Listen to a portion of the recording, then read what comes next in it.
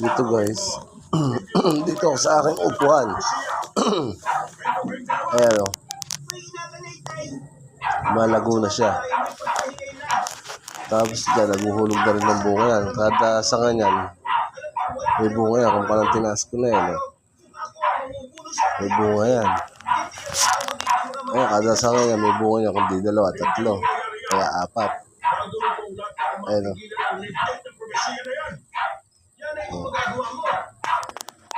Ayan, puro bunga na yan. At sa weekend, pupunin ko yan, kakapunin ko na. Para yung bunga na makalaki na ng gusto. Ayan, puro bunga yan. Guys. Ayan. Tapos dito. Bunga. Ayan, bunga yan, no? Ayan, no?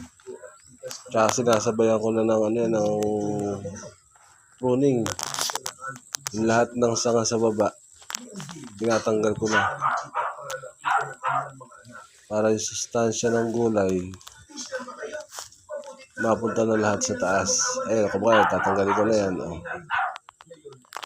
Kasi nga, hindi siya pwedeng magsanga sa baba dahil yung sustansya niya,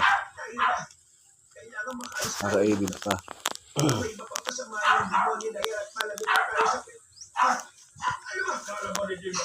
Saka mahina ang buhay ng gulay pagka pinagmunga sa baba. Tatanagalin pa yan.